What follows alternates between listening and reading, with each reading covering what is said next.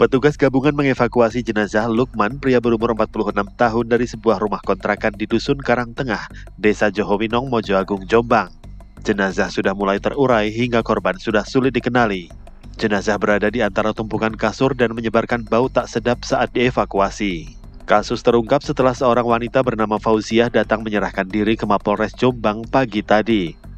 Wanita berumur 47 tahun tersebut mengaku telah meracun suami sirinya hingga tewas dan meninggalkan jenazahnya dalam rumah kontrakan.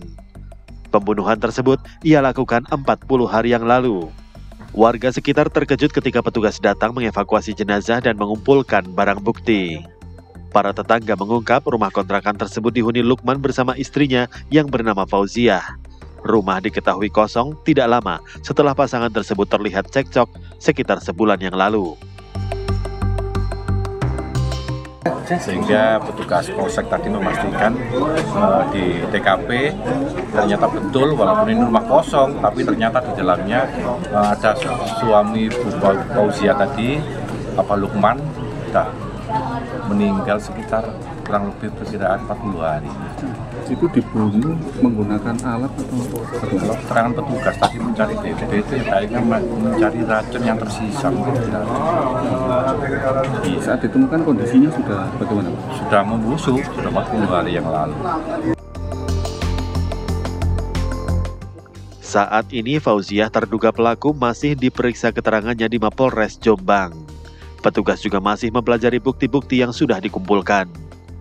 Dari Jombang, Jawa Timur, Umar Sanusi, TV One mengabarkan.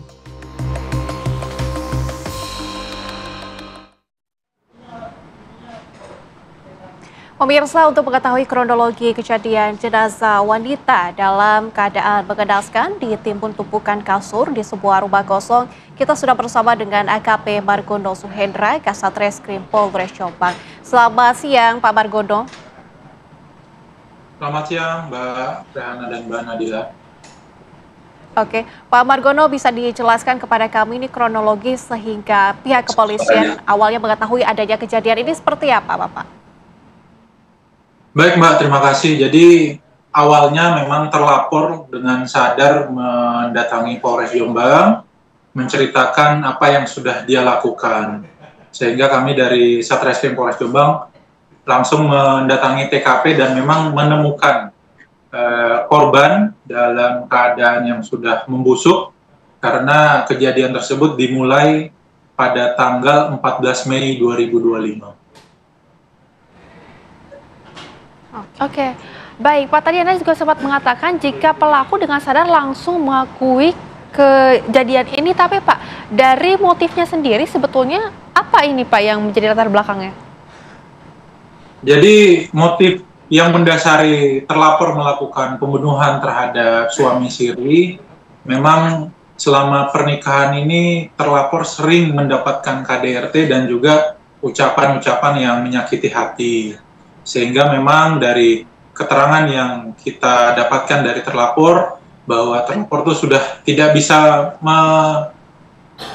menanggung kekerasan yang dialami, dan juga ada omongan-omongan yang tidak baik yang diterima oleh terlapor, sehingga memang terlapor sendiri yang merencanakan, yang mana dibuktikan dengan pembelian racun tikus, namun juga membeli potas yang dibeli sebanyak 7 butir. Oke, Bapak, untuk olah TKP dan autopsi ini hasilnya seperti apa? Baik, Mbak, jadi setelah kami olah TKP dan juga kami melakukan otopsi, dari hasil otopsi menunjukkan adanya kekerasan benda tajam yang berada di bawah dada bagian kanan dan juga kekerasan benda tumpul yang dialami di belakang kepala dan juga bagian wajah. Dan untuk hasil laboratorium kandungan racun masih kami ajukan ke Polda Jawa Timur untuk menunggu hasil dari lapornya sendiri.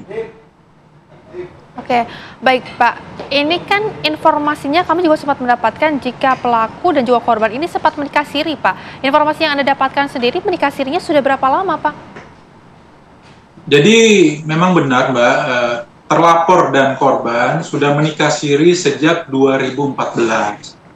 Tetapi pada saat 2016 mereka pisah karena korban kembali ke istri sahnya. Namun pada tahun 2021 korban cerai sah dengan istri sahnya dan kembali dengan terlapor.